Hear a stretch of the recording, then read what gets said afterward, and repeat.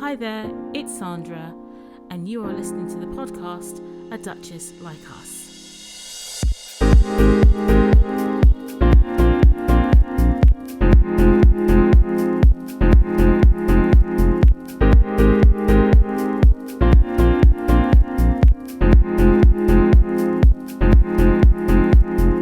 Hello, and welcome to episode 5 of A Duchess Like Us, a podcast that reports positively and fairly on Meghan, the Duchess of Sussex.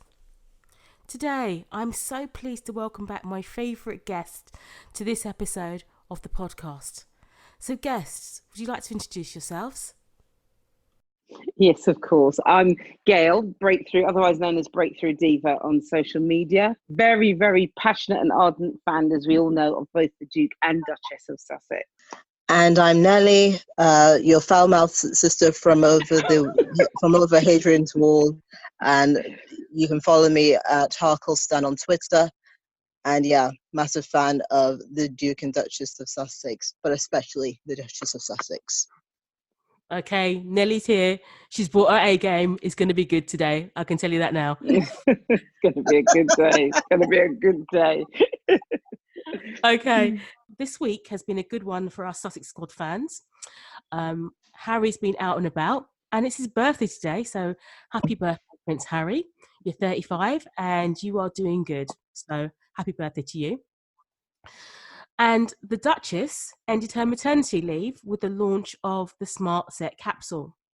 So today, in this episode, we're going to cover SmartWorks and the Smart Set Capsule, and we're going to look at 3 areas. The first one is the Smart Set Capsule launch. The second is the Smart Set Capsule items and the cost of these items. And finally, we're going to look at Meghan's impact on the charities that she works with and the way she works with them. But before we start, I've had a question sent to me from a lady in the US. I'm not going to give her name because I didn't ask for her permissions, but I'm going to read her question out and we're going to try and answer it for her. So basically, to paraphrase what she said that the black press in the US has been around since the 1840s and not without any dangers to the people who organised the black press. Many were killed for producing information that would help the black community in those days. The black press was also contributed to the civil rights movements in the 1950s and 60s. She also says that the black press in the US are still around today and they are still contributing with projects and stuff that's going on. So her question was, do we have a black press in the UK? And if so, is it effective? Okay, ladies, who would like to go first? I think I'll go first on this one, only because I saw something this week which really saddened me, though it didn't surprise me. And that was the one publication that we have had in the UK for possibly nearly 30 years now, I'd say, was the Voice newspaper. And the Voice newspaper was a weekly newspaper that was published that focused on the black community, issues relating to the black community. And it was to be honest, the only voice, the only British voice that we I'm not saying there aren't others, but there aren't any others of that had that profile that I know of. And now this week, it has been said that The Voice is now moving from being a weekly publication to now only being monthly. Oh, so shit. we are in, well, you're quite right, Nelly, because we are in 2019. And that, to me, signifies that our voice is actually being diminished rather than being amplified, which is what we would from over 50, 60 years, of being in this country. So your questioner is right to question what's going on here with the black press in the UK, because number one, there clearly isn't one. We have lots of black media in terms of magazines. So Pride magazine, fantastic. We've got other, there is a real influx recently of lots of African-based and cultural magazines, but a lot of them focus on fashion, health, well-being. When it comes to what's going on socially, economically, for us as a culture, there's not much. But you know, I can't. Nelly, you know, am I wrong? Because I'm thinking, well, just because I don't know about it doesn't know it's not around. But you know, I'm pretty active within the community and have been now for over 30 years, and I don't know, but it doesn't mean there isn't anything there. So please, I'm begging somebody to correct me. You're not wrong about that. In terms of, there are other sort of media out there, but they tend to be online, and a bit more progressive. I can think of Galdem, which is a more intersectional, sort of feminist look at sort of issues that affect people of color. You know, but a lot of the writers there are, black, and tend to be black, and a lot of the issues that they do talk about, although albeit from more of a feminist eye, issues that affect the black community in this country. And another one which is online, and I know that is growing in, I know that the editor is trying to grow it, is Black Ballad.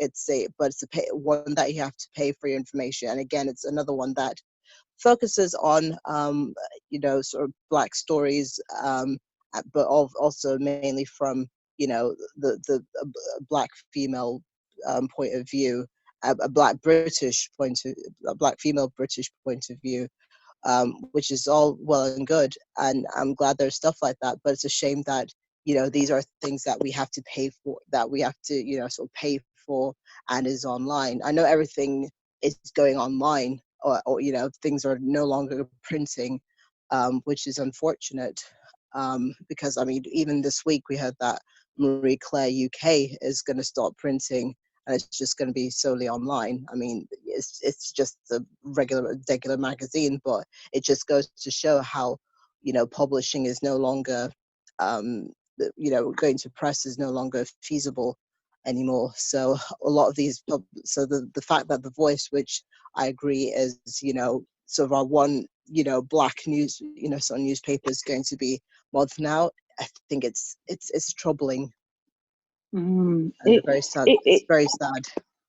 It really is. It's really sad, because there's been a bit of to be honest, there's been a deafening silence for the last 3 years, I feel, from our British community regarding the whole Duchess Meghan scenario. Anyway, there are a few voices like ourselves who are speaking up, and hopefully more and more people are becoming more aware. But on the whole, the whole how can I say, that it's almost been not comical, but when I say to people that I know, to my friends and family, that I'm taking part in a podcast such as this, they think it's quite funny. They think it's quite funny in the sense that, haven't you else to do? Oh my gosh, you're so obsessed. So when I then have to explain as to why I'm so passionate about it, because injustice is injustice, it doesn't actually have a colour. When you attach a colour to it, it's even worse. For us to remain silent, to me, is the same as being complicit. So I won't be. And I would love to know that behind ours, there is print media. There is, even if it is just online media, actually, even if it is digital media, but there is some kind of media support of what we are trying to achieve. And what we're trying to achieve, it has only been highlighted by the Meghan experience. It has, it was here before Meghan, and it will be here long after Meghan, but it has been highlighted with the Meghan experience just how much we are marginalised, undermined, and diminished within the wider society. And there is nothing that is politically backing us up. There is nothing that's, like I say, magnifying our voices, that's heralding for the change for us, like there was back in the 50s and 60s as part of the civil rights movement in the US. So we're here as almost lone voices, fighting this fight, and being ridiculed, quite frankly, by some within our own community, because they don't see it as being serious enough to. But it's serious when it was serious when Danny Baker published that photo of a monkey and said it was Meghan's baby, it was serious. But it's serious, which we're going to talk about, when, you know, when she's created, co-designed and implemented to help people get back into the workplace, and it's then trying to be, you know, whitewashed quite literally as somebody else, as the inspiration from somebody else. I suppose what I'm trying to say is that the fight is the fight, whether or not you're standing on a march protesting against racism, or whether or not you're sitting on a podcast discussing leveled at Duchess Meghan. The fight is the fight, and we need resources such as our own media to help us in that fight. Yeah, I agree with you 100% there. What I felt about the Voice paper, although it's going from a weekly thing to a monthly edition, it is incredibly sad. But I found the Voice to be old-fashioned. It was something that my grandparents would have read, and even then they discarded it because they thought it was pretty much useless. I don't think it is the Voice is relevant to the modern day Black person in the UK. I used to read it years ago when I was looking for my first, when I was looking for work, and I slowly realised that there's no jobs in there that interested me. So I'm not surprised it's gone from being a weekly thing to a monthly thing.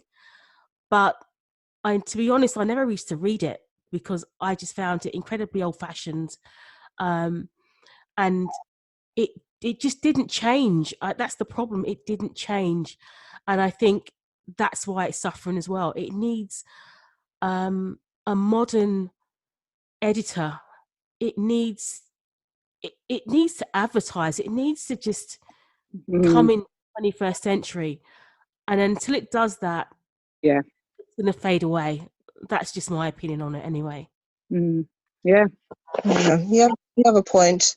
If there's no sort of, you know, if you're not able to make the paper make it a bit more dynamic and more forward thinking, you know, a bit more progressive and forward thinking, then more than likely that's going to be the result.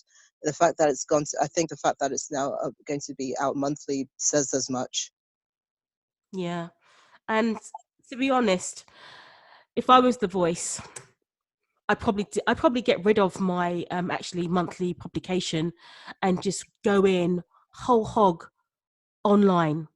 I would be advertising online. I would be advertising everywhere. I'd be sponsoring loads of events. I'd get my name out there so that the kids today do not read papers. I mean, in London, we've got no, they don't, and even the Standard. They don't read it unless they've got a McDonald's coupon in there. They're not interested, and so, but they are interested in their phone. Do you know? So do something. Go to the place where they are. They're not going to come to you. You need to go to them, and until they get that mentality sorted out, I think that the Voice is going to die. It's as simple as that. And unfortunately, you're absolutely right. It will. I agree with much of what you said about it, to be honest. My sadness, like I said at the beginning, it's sad, but I'm not surprised. My sadness comes from the fact that whether it be the Voice or anything. So when I grew up in the 70s, and the 70s and 80s were kind of like my era, so to speak. So we definitely didn't have any British press, black British press when I was growing up. But we did have The Nation from Barbados. We had the Jamaican Weekly Gleaner. You know, my mum's from Barbados, my dad's from Jamaica. So we had both of those papers, and also Ebony magazine. My dad was an ardent collector of information. So literally every magazine and newspaper that was printed used to come into our house on an almost daily basis. But, you know, we had those influences such as the Gleaner, The Nation, and Ebony coming into, and Jet as well, Jet magazine, coming into our house weekly. And we were able to then form, even though they were distant to us, they were black people. We could see black people in advertising in Ebony and Jet. We could see that, you know, black people had businesses and were in government from Barbados and Jamaica. Even though we looked around in Britain, we couldn't see that. We still had something. And when you know, we heard about civil rights heroes and people who had moved on from the civil rights movement that were now working in mainstream government in the US. So there was something for us as you know, as a growing teenagers and adolescents that we could kind of hold on to. There's nothing, or there doesn't appear to be anything here, which when you think now, how many years later, you would have thought there would be something. I'm disappointed because I expected from The Voice. You know, The Voice started in my era. So I had great hopes.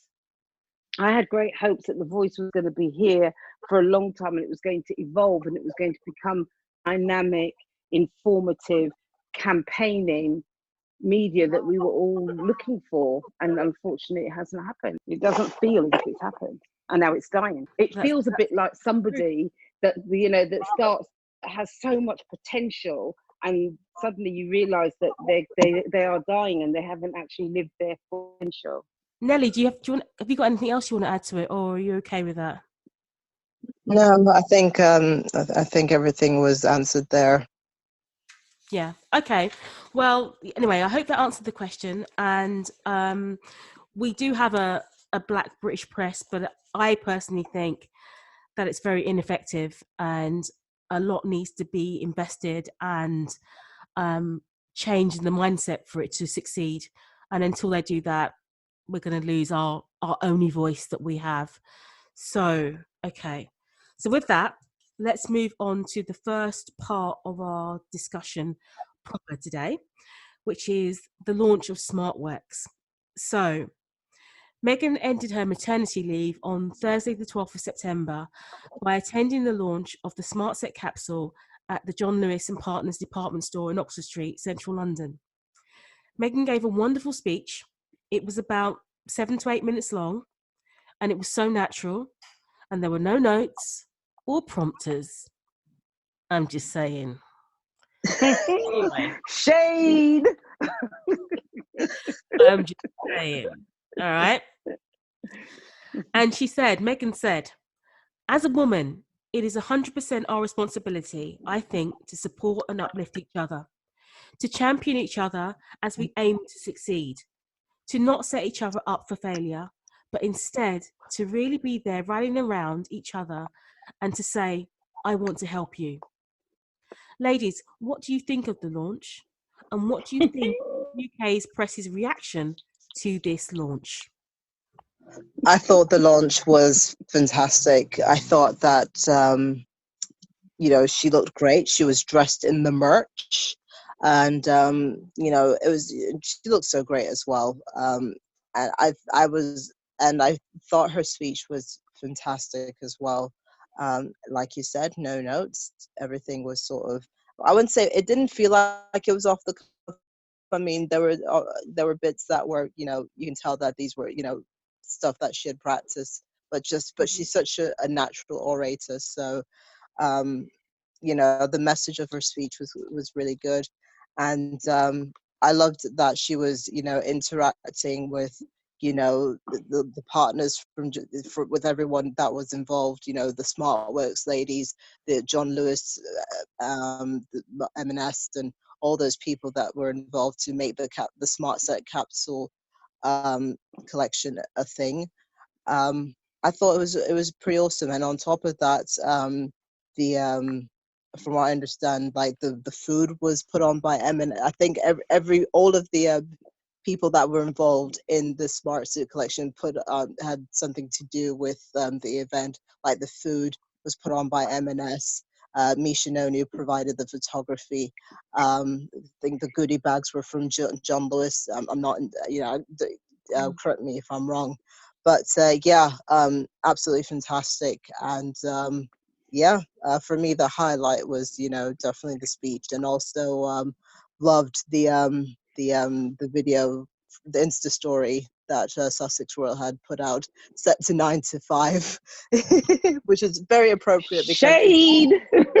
yeah, I don't know about shade. I would call it shade. I mean, homegirl she's back to work, and of course, this is, I mean, the capsule is workwear related. So 9 to 5, very appropriate song to set to set to that, man. But yeah. Well, I loved it. I mean, anybody that follows me on Twitter can see that I absolutely loved it. And I know we're going to talk about the individual pieces in a moment, but suffice to say, I have bought a couple of pieces from there. But in terms of actual in terms of the actual event, I mean, as Ned says, Meghan is such a natural orator. Of course, she got her salient points in there, but she's so natural. She knows how to really connect. So she doesn't just communicate, broadcast her communication. She really does connect with people. And that was very, very evident to see. It was beautiful the way everyone else responded to her. And that Insta story that was posted as well was great, because you saw, not only in Meghan's speech did you hear her say how incredibly proud she was of everybody, but in her Insta story, you were able to see how proud they were of her. And that just sums up the Duchess for me. It appears to be very collaborative. It's not about her. It's not even just about the collection or just about the charity. It's about all of them together, and it's just beautiful to see. It really is beautiful to see. One of the things I often get accused of is people say to me, "Oh, you just think that she's perfect." I don't think she's perfect at all. I just think that she's an incredibly real human being, and she trips up like the rest of us, but she still keeps it real. And in that launch, you saw all of that. You saw her connect with people. You saw, like Nelly says, they all had a part in it. They're now, the success of it is, even though they knew it was going to be successful, the success of it has kind of caught them a little bit off guard. So now they're exploring whether or not they should cross-sell each other's items. Wouldn't that be amazing if you could go into Marks and Spencer's and pick up the John Lewis bag? Yep. I mean, how brilliant would that be? It's brilliant. It was just an amazingly brilliant initiative. Yes, definitely.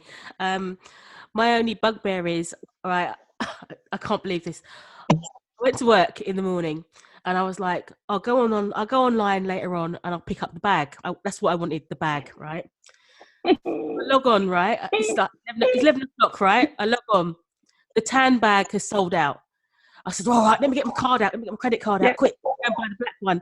By the time I got my credit card out to buy the black bag, they said, it's gone, it's sold out online as well.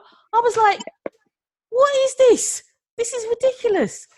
So I'm on the waiting list now for the bag to come back in. If not, I'm taking myself down to Brent Cross or Oxford Street and I'm going to have to buy it myself, you know what I mean? But I was like, this whole sale, phenomenal. How can you be sold out of leather bag by 11 o'clock? How? Yeah. That's not even possible. Because £100 bag. You just have to see on. You just have to see on Twitter. If you were following everything on Twitter, you see these flipping Americans or wherever who got up at God knows what hour to get those flipping bags and just literally crash the flipping system. I did warn you all. I did warn you. I actually put it on my Twitter timeline on Wednesday. I said, do not leave it until Thursday midnight. Make sure you are online. Yeah. I think someone's going to buy the bag. Come on, man. Why not? So it's a fantastic. Brings us on to the items. And that's what's so clever about this initiative. You know, yes, you've got the obvious thing, which is you buy one, somebody else gets one. Brilliant. But what I really love about this, the intelligence of this initiative, is that it doesn't matter where you sit, you know, on the economic level, you can participate. If you have, and you think, you know, I can't really spend a lot of money. Marks and Spencer's had that lovely dress for £19.50, the one that I got in the royal blue, by the way. And then they had, yeah, beautiful. And then they've got John Lewis, the bag, £109, nice leather tote bag. It fits your CV in, Yeah, your laptop in. So if you're going to an interview, perfect, fantastic. You know, and if you're used to shopping in Jigsaw, everyone goes to Jigsaw. Their sizing can be a little bit small, but if you're used to shopping in Jigsaw, then they've got the suits and the trousers, amazing. You know, because that's your style, so you can still participate. And if you like something a designer, then you had Misha. You know, so I love that across all the economic strata. Loved it. yeah, Everyone can take part. Yeah. Oh, by the way, Yeah. Sandra, they've got, well, they made them now. They only had the black available in Westfield yesterday. They had one tan left, and that's the one that I got. I want a tan one. The tan is beautiful. My one little thing, my little gripe, I don't want to call it, but what I kind of expected is that, you know, that after the launch was going to, like, that the item to be available after the launch. I did not expect it to be available that morning. So I think that was, you know, that was that's my one thing. I did not, you know, them to go, you know, live that day. You know, I would have wanted it to have been like, you know, after the launch in the afternoon, then yeah, things would be available. So, you know, for the tote to have been, you know, out by the time the launch was announced, was okay. this is how we're doing, you know. And dresses must have sold well. I imagine that the They dresses sold out. Well. Yeah. The black had sold out on Thursday. Yeah. But yeah, it's amazing. It's really lovely about it as well was yesterday. You know, it really has people talking about it and really coming together over it as well. Yesterday, like I said, I was in John Lewis in Westfield, bought the bag. The ladies in there were so helpful. They're pleased that I was buying the bag. You know, all the staff got involved, and you know, one person was running around the store because they could see on their system there was only one. They were like, right, guys, you've got to find this bag for our customer. The bag, you know, everyone was cheering, and we took photos. It was beautiful. It was really, really lovely, really lovely. So I posted about this experience on Twitter. Yeah, it just sums up the community spirit, because it really did. Yeah, I mean, you don't have to be rich to get involved. The fact that everyone can buy a piece and were willing to buy a piece shows such a good project it was. So I'm going to go back to the prices for people who don't know. There are 5 items in the capsule. So you've got a dress from Marks and Spencer's, which was £19.50 in the blue and black. Ladies, if you buy the other colours, it doesn't go towards the SmartWorks charity. Only the blue and black go to the SmartWorks charity.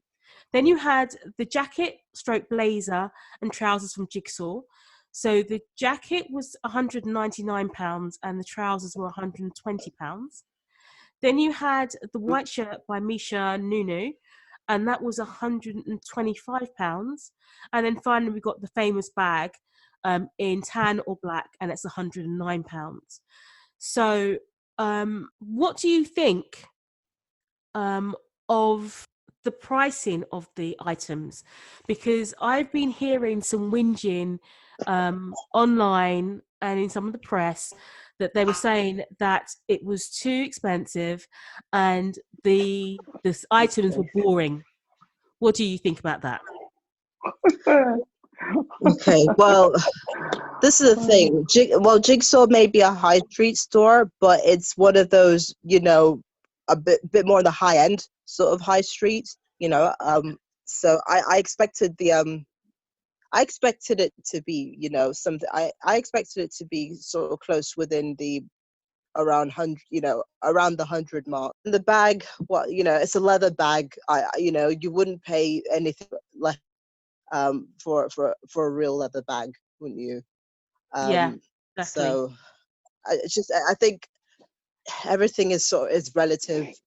If you're asking me, everything is relative. I expected, for the dress, I expected to be,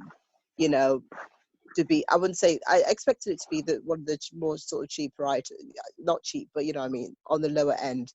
And for where it was, Marks and Spencer's, Marks and Spencer's is, out of all those stores, the one with the reasonable priced clothing, because like I said, Jigsaw and John Lewis are pretty high end. I'll be honest, I had no need for a new dress or a new bag. I definitely didn't need in my wardrobe this week was a dress and a bag. How I bought them because I knew that by I was going to be helping somebody else. That was the only reason. So, and I think for who feel and think like me, it's know that just by spending 20 quid help another woman. Then you've got the Jigsaw and Misha. To be honest, I expected that Misha to be much more expensive. And as Nelly said, it's all relative. But someone who saw, for example, that thinks nothing of spending £100 on a blazer and 125 on a pair of trousers, perhaps wouldn't go into Marks and Spencer's to even see a dress. So it's sweet. It works both ways. I think that people are also forgetting that it's a 2-for-1 item that you're buying. So if you cut those prices in half, right? So look at the jacket. This is £199. You'd normally pay probably £100 for a jacket, but you're doubling the price because you're subsidizing the price for the second item. So when you think of it in those terms, actually, the capsule is actually reasonably priced, because it is really, for £120 you're paying for the trousers. Really, if you bought it one item, you're paying £60. I'd have no problem paying £60 for a decent pair of trousers. But by buying through this system, I'm paying for the second pair as well. So I'm helping somebody else. So when you look at it like that, the pricing is actually really reasonable. And I think nothing of dropping £100 for a bag. I'm sorry. A decent bag. That bag looks so good. It will last you for years. And it's a nice bag. And if I can help somebody else having a decent bag to go to work, then I'm in. I'm always going to be in. It smells lovely. Stop it. Now you're tormenting me. Stop. I love the smell of fresh leather, and you are torturing me. Get out of here. Good grief. You know what they should have added to the capsule? Shoes. Right? A decent pair of shoes. I said shoes. exactly that. I agree. A nice pair of court shoes, yeah. Yes. And then that would have been really perfect. What do you think? Yeah, I agree. Yeah, Definitely. I agree. So, that could have been an item that M&S had sold as well. Yeah. Yes. Easily. Yeah. Because they do good court shoes. Yeah, they do. So yeah. So I was going to say, the people who are whinging online, what do you think of them? Why do you think they're whinging? As far as I'm concerned, I just don't pay any of those people any mind. Nelly, did you just say that they could eat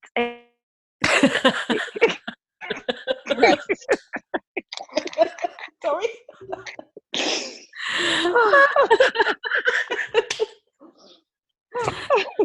Oh, yeah. Yes, they can. Too do that. No, I'm really sick of these people, and like, you have the most productive royal married into the royal family. She has made her mark. You know, the least you can do is like, this is a lovely idea, and keep stum. You know, you just have to picking. You know, It's it doesn't have because it's because not Kate. Do we have to mention her name? Yes, to drag her. Yes. Yeah, we do. No, exactly, we do, because she deserves it. Look, I was always indifferent to Kate, which I think is even worse. If someone that neither likes you nor dislikes you, but they're indifferent to you, that just shows how bait you are, right? And I was always indifferent to her. But now she has tipped me over, her and that man of hers, they have tipped me over into the severe dislike category. Because Yeah, I have don't know. seen... I don't know who. I do not know who brought up the who gave them the names. But shout out Cain to and whoever it is. Abel. Cain and Abel. But, you know, it was me. It was actually me.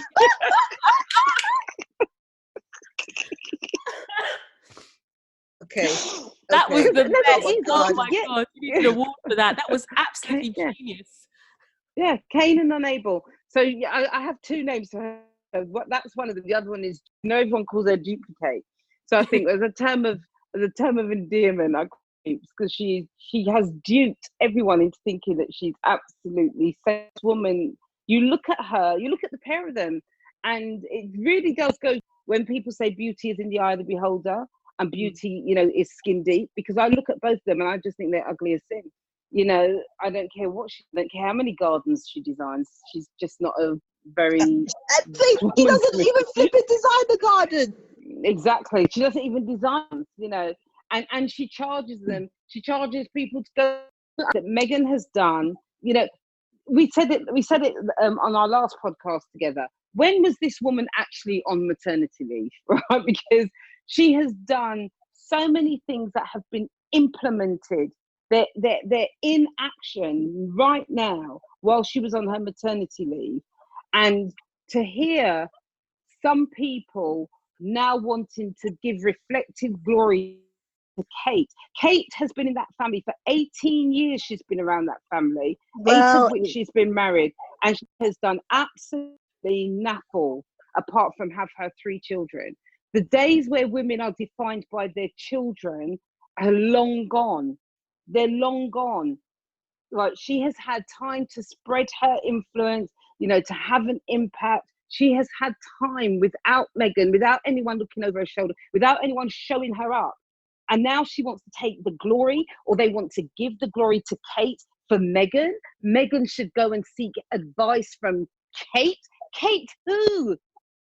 Kate needs to go and take a damn seat. You know, go and tend to your flipping garden in your... Get the gardens out there. Tend to your garden in your house. That's where you got the weeds. Tend to that garden. Oh, classic. Oh dear. Article you're referring to, and it was written by one Phil Dan, who has always been shady with regards to the Sussexes, and is just an absolute dickhead on Twitter. And you're right, Meghan doesn't owe Kate a goddamn thing. This is a woman who, you know, before joining the royal family, she was running a lucrative website, the TIG. She had launched capsule collections with a department store, with Reitman's, a department store in Canada. And then, you know, after she married, or at least in the, you know, while she, you know, when she got married, she launched the Together cookbook with the Grenfell Tower ladies. And then obviously the guest editing the September British Vogue issue, and now this. You know, she doesn't need anyone's. You know, she doesn't need anyone to hold her fucking hand. You know, if anything, she could give them advice on how to do their work, how to get the best out of their projects. You Absolutely. know, Yes. and you know, this whole propping up of Kate is it's demeaning. It's demeaning to her. I mean, you know, I mean, I obviously we do not know the women. We do not know any. You know, we don't know Kate. We don't know Meghan. But I would like to think that Kate is, you know, intelligent enough to realize I don't look good being propped up by the media like this, while my sister-in-law, who is, you know, obviously, doing work, you know, she must feel stupid. I don't think she does. I don't think she's intelligent enough. This is a woman that waited 10 years for a man that basically toyed with her. She then has been married to him for 8 years. Rumours are abound. She has never once come out and publicly supported her sister-in-law. She makes lovey-dovey eyes at her brother-in-law. I mean, this is not a woman that appears to be, how can I say, even, let's keep it nice, that appears, much less anything else. Well, no, she never has been independent. Exactly, you never. Know? Think about it. Yeah, she's always been, her hand has always been held. That's if right. not by William, then by her mother. Exactly. Absolutely. Absolutely. You know, she's used to being somebody's puppet. She's very used to that. She's used to being told what to do, how to behave, what to wear. I mean, come on. This woman has shrunk, not just physically, but emotionally in front of our very eyes since we first met her. She's a walking shadow. She has this manic grin on her face that makes her look like she's on some kind of medication keeping her propped up when she's wheeled out for public viewing. I don't agree with that. I think Kate has got exactly what she wants. She wants to be the future queen, and she will put up with whatever she has to get it. And if she has to put on that manic grin, she will do that because that is what she wants. And if she has to, pop out some more kids to keep herself occupied, then she'll do that as well. Because honestly, I think she has those kids to distract the fact that she has a shitty husband. Oh gosh, yeah. So, enough of Kate, because this podcast is not about her; it's about Meghan and her stuff.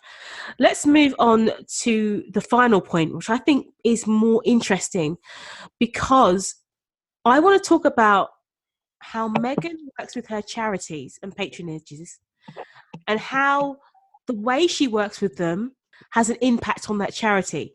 So we've talked about it today. We've talked about it in previous episodes, but I want to just look at again the Together cookbook and the SmartWorks Smart Set Capsule. And I think that Meghan was and is, very hands-on. She offered the ideas to the organisations who then ran with it. She, as in Meghan, used her contacts to get the major players involved in those projects and back these projects. Mm-hmm. And then, of course, she didn't just say, here you go, and run away. She was in there. She's involved in the day-to-day planning, from what I can understand. And, of course, these projects have turned out to be hugely successful, and has allowed anybody and everybody to be able to contribute and make the projects even better. So what do you think about it, the way that Meghan works? And do you think other people in that family could take from how to work? Look, it's quite obvious. It's very obvious. Meghan married Harry because she loved him. She didn't marry him because she wanted a royal family. Okay, she married him because she loved him. She works the way which is the way she has always worked. So do we think the royal family could basically take a lesson or two? Yes, they could. Because the thing she wasn't going to do, she's seen the royal family from a distance when she was in America, and she saw them up close when she was dating Harry. And she was never going to be your rubber stamp type of princess. She was going to be, right, can I roll up my sleeves and get my hands dirty? Get in there to make a difference, because that is how she works. Do I really need to be the person that needs to have a press briefing about everything before I do it? Because that's how she works. And we can see that the Together Cook, who knew until it was announced? Same with this wardrobe. We thought she would leave. Next thing you know, she's guest edited Vogue, and she's got this collection coming out. That's how she works. So yes, they can take a lesson. She is about impact. And that's the point. She doesn't start at, okay, what day can I go and when can we sort out the press conference, and when can we have those done with me shaking their hands? It starts with, how we can impact here. What do we need to do to create some genuine impact that's going to help you guys? And quite clearly now, that's her starting point. And I admire her for that, because many of us that are on the ground level, working our own businesses, doing that's where we start from. So that's why a lot of us can identify with. Yeah, she has a strong work ethic, and I also think that all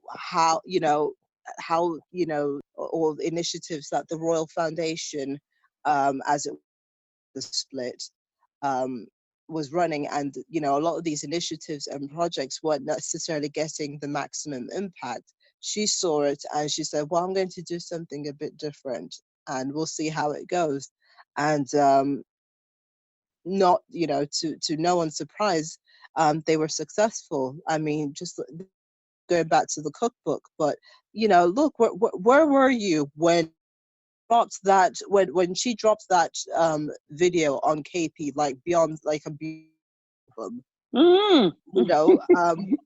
it was a very well done video.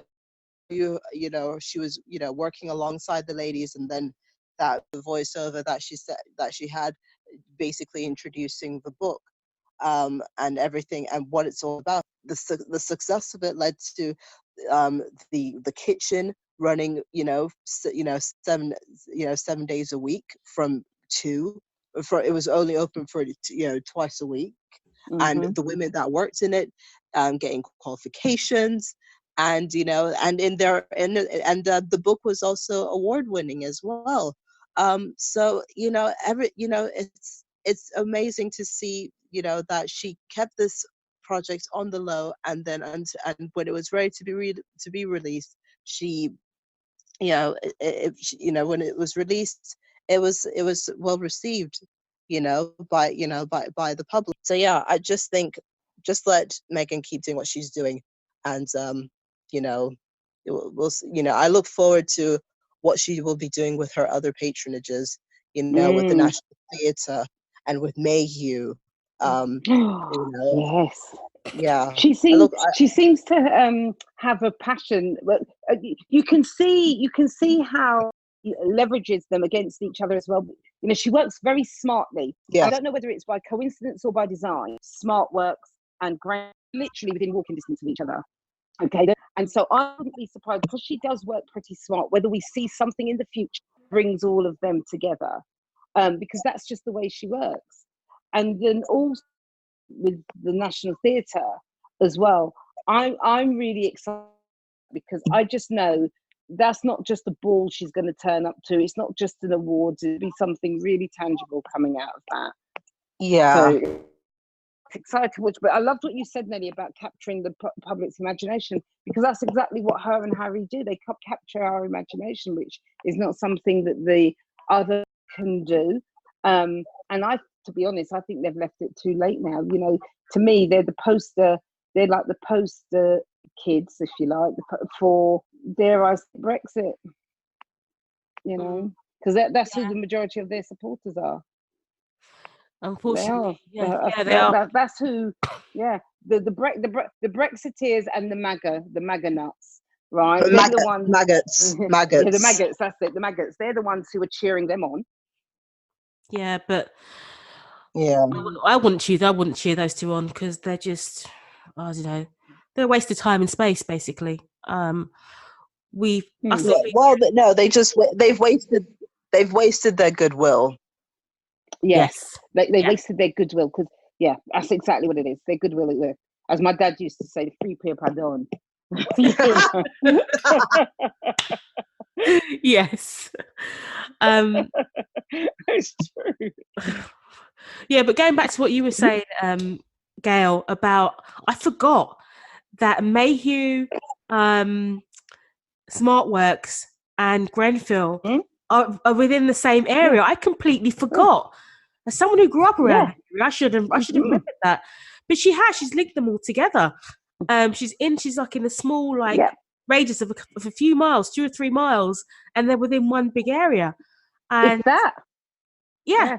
It just dawned on me when you said that. So good on her. I think she's done a really good job. and I can't wait to see what she does with National Theatre, and as you said, May here as well. So yeah, good on her. So one last question. Our lovely friends in the UK press. Hmm. Do you think they're a little bit what's the word? Miffed? Racist? Yeah, well, we know they're racist. But do you think they're a little bit miffed about the fact that literally every project that she touches goes to gold? I don't think they're miffed. I think they listen. The UK press, they know that Meghan is the real fucking deal. They just don't want to believe that she's the real fucking deal because she is the spare's wife. Not supposed to be popular. She's not supposed to be right. She's not supposed to be many things, you know. Including Well, that too, or divorced, or American, and etc. etc.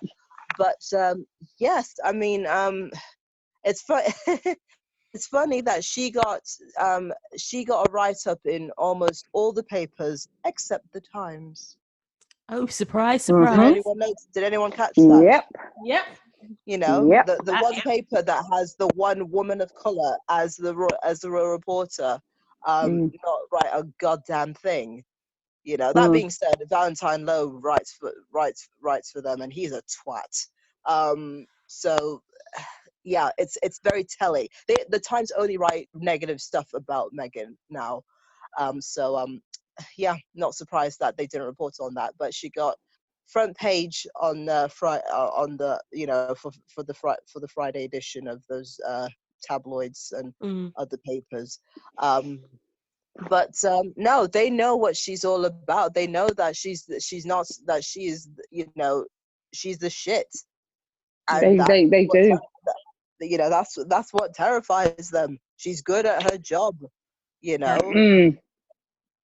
And also, the thing that really pees them off more than anything else is their own roles have been diminished. Yeah. Meghan is global. Care less what Mr. Rotten or Camel Toe, whatever her name is, she couldn't care less. It's of no interest because her reach is global. And what's really interesting, if you know, we had about a 12 maximum 24-hour period where we had some pretty, you know, all right commentary about with the launch of the capsule collection. You know, you had people. Was it all right? And this is why I'm cautious, because we know it's a facade. We know that. But what was quite interesting is that then, straight after, People magazine, that's always been fairly fair in their reporting of Meghan, all of a sudden now they have come out all guns blazing, full on PR onslaught with Kate flipping Middleton. I mean, all of a sudden now we're seeing how Kate is preparing to be queen, Kate in her gardens, Kate and her children, Kate, the secret source in Meghan's success, Kate. I mean, they had about 12, 13 articles published in one day online about Kate Middleton, the woman who previously they ignored. So thing has happened there in that behind the scenes relationship where they've said, we need to be boosting up Little Miss Nothing, Little Miss, because Little Miss, the other one, right, they don't even like to call her name Meghan, is now becoming too, and it's just so obvious. This morning there was this news item about celebrity rugby player Gareth Thomas, who came out as gay a few years ago. Now he's suffering feel that he's got HIV, and he's got HIV, and he's been contemplating suicide. And as much as I feel sorry for Gareth, I just knew it. I said to myself, oh, here we go. Doolittle's are going to jump all over this and now try to make him the poster boy for their mental health campaign. This afternoon, just before we came on the podcast, I thought, let's just go and check this out. And that's exactly what's happened. Kate and Wills get behind Gareth Thomas with their support. Of course they will. When did that happen? Today, this very afternoon. Well, of course they would. Let me go check the Twitter. Of course they would. I mean, what the hell? Those They're two so are so transparent. pathetic. They are pathetic and they are transparent. And it's only people who haven't got the brain span, you know, they haven't got that bandwidth, is what I'm trying to say, to think for themselves and look a little bit deeper into what's going on. Yeah. Because you will see it's clear as day. It's clear as day. They're doing nothing. Meghan and Harry are just going on about their way, you know, creating and doing what they do, helping as many people as they can. And these two have to now jump on that cause. But it's so it's so pathetic, because I feel sorry for the rugby player, and it's very sad that he's got HIV and his mental health is dipping. That's completely understandable. And they can offer their support to him, but they could have done it in private. They could have done it in private. Exactly. And that's why it's it only came out in the press today. So what if that's the case? Today they jump on that. What I mean, nobody needed to know about that. They did not have to do that.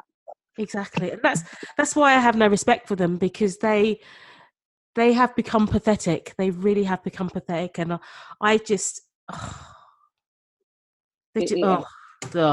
I know. Nothing else to say. They're just a waste of time and space. I understand. I understand that William is the patron of the union, and a shit one at that. It must be said. But okay, I understand. I understand that you know, you want to reach out. They're not. I mean, like Will and Kate, of course, they're the most high-profile people that have reached and said, you know, well, I say Will. Well, William, I doubt Kate has anything to do with this. It's just that it was on the Kensington. Yeah, it definitely. Yep, I'm looking at the Kensington Royal Instagram, and yeah, definitely William, because he signed it off as W. Yeah, Kate got nothing to do with this. I've just sent you guys the screenshot from the Mail. Actually, it's just thank you. It just really gets my goat. Yeah, it really gets my goat. It's really sad that, you know, all of this has happened to him. I mean, I remember when he came out as gay, and you know, you know, he certainly had, you know, he certainly had a tough time dealing with the fallout of that, and obviously him having been confirmed as HIV. There's going to be another big fallout where that is concerned. But no, it's sad. It's sad. But look, at the end of the day, you know, it would.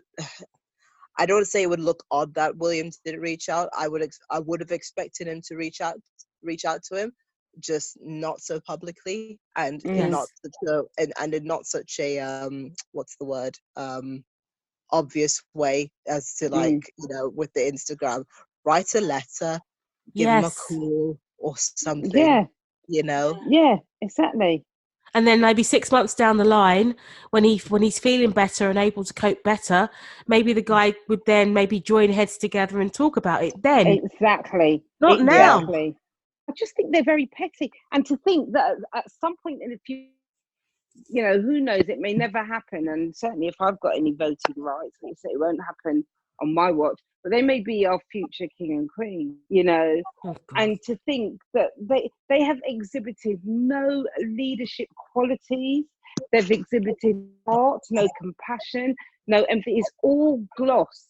It's just, you know, fur coat, no knickers.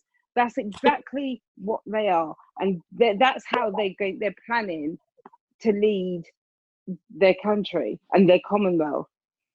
But if they think they need Harry and Meghan to prop them up now, God help us in 20 years when they really need them and they've moved on.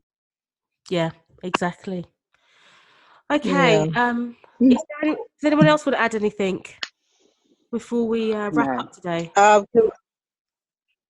Just a little note on the Instagram post that Sussex Royal had released for Harry's birthday. That gorgeous, not before seen photo of the three of Archie, Meghan, and Harry. Absolutely stunning. I thought that was really lovely.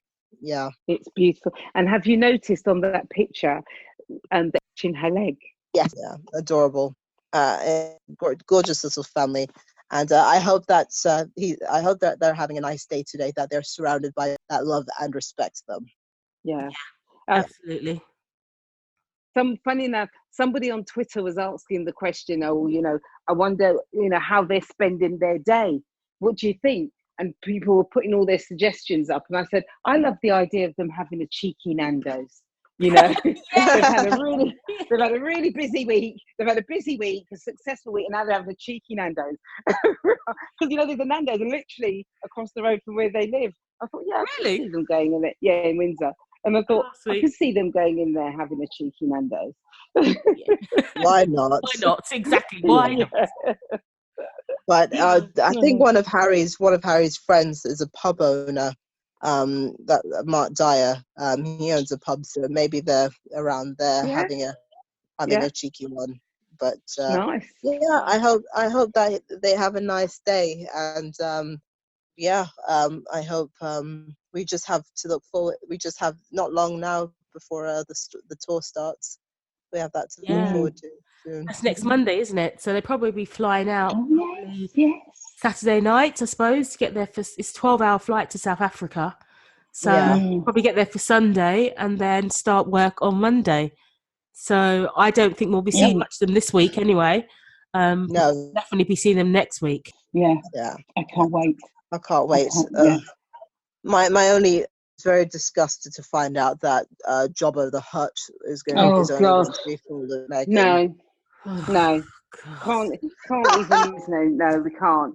We can't. Well, I didn't call it by his government name. We can't. Oh no. But one thing I would like to say is a huge shout out and thanks to Sussex Squad podcast, actually, Tina and Michelle, for leading the really blazing a trail, actually, in terms of sponsoring a couple of young journalists. How amazing! Brilliant! How brilliant! Amazing is that, and that is the impact of the Duke and the Duchess. Because who else would inspire someone to do that? No, there is no other royal that's ever inspired anyone to do that. Yeah. So that's their real impact. Yeah, it's amazing. Yeah, no. Shout out to the Sussex Squad podcast. Yeah. I mean, obviously they put me on and put me and Sandra on. We featured on their podcast a couple of times as the I guess token Brits. Token Brits, yeah. Brits. Oh my goodness! Yeah, but definitely. Now we've got our own show, and we can only hope that our platform, grows as much as theirs. Yeah, definitely. So with that, I want to say thank you to everybody who's subscribed to the podcast on YouTube. We've got over 700 subscribers. Oh wow! Yeah, I tell you, I've been floored. It's amazing. So our next goal is to try and get to 1,000. That's But I can't believe how many we've got. So thank you to everyone who subscribed, and just put the podcast out to anybody who might be interested, and encourage them to subscribe as well. But yeah, cheers. Thank you so much. And thank you for people who are listening on iTunes. I'm going to get the podcast put on Spotify and Google Play and all the other ones, hopefully sometime this week or next week. But it is going to get there eventually. So I'm just slowly getting back into things. So once again, thank you very much for everybody who subscribed. Yeah, that's lovely. It's been wonderful. Yeah. Right. Has anyone got anything else to add? Thank you, Sandra. That's all right. No worries. One more thing. Sorry. Go on. Shout out to the BBC, the Mount, and Rachel Paris for calling out the mess. Yes, absolutely. How brilliant was that? Oh, that's been retweeted like she called them by their whole names. Yes. The whole name. She didn't leave anything out. The whole name. I love. What was it she called? Poor man's Medusa. Oh, that's what she called Haiti Hopkins. Oh, perfect. That was genius. That had me. I tell you, that was hilarious. Yeah. Yeah. Very, very good. Yeah. So if anyone hasn't seen it, they need to just go to Twitter. I think everyone's retweeted it about 50 times. You'll be able to find it. It is classic. It is Exactly. the best ever. And it's from the BBC. Woohoo! Yeah. So, and it's on BBC iPlayer as well, the MASH report on BBC iPlayer. I think it was on BBC Two that program's on BBC Two. So it's on the iPlayer, and I mean that particular clip has been shared a number of times. And it's definitely has gone viral because I've got friends in another forum who was sharing that and saying like, see, I told you the British hater, because British press make my stomach turn as they do everyone else's. But yes, calling out all of them by their names. Dan, what did she say? Dan Wotan, because she put up a picture of Dan Wotan and said he's smiling for someone filled with so much vitriol. Vitriol, that was it. Yeah. It was just beautifully the way she did it. It was really lovely. And people got to remember, it's the BBC, and she said it on the BBC. And so she said it on the BBC. Kudos to her. Lovely. Kudos. Anyway, shout out Rachel Parent. Absolutely. Okay, so that's it for this episode. Thank you so much for listening, and thank you to my fabulous guests for joining me. I hope you've enjoyed it as much as I have. Yes, of course we have. Oh, don't forget to send in questions or topics that you'd like to have discussed in future episodes. If you'd like to be a guest panelist on the podcast, please reach out to me at hello@duchesslikeus.com on email, or DM me at DuchessUs on Twitter. If you haven't subscribed, please hit the subscribe button, and please share this podcast with anyone else you think might be interested in listening in. If you have time, I'd be so grateful if you'd leave a 5-star review on iTunes, as it helps me get the podcast out to more people. I really hope that you've enjoyed this episode and you'll come back for more. So I'll see you next time. Bye. Bye. Bye.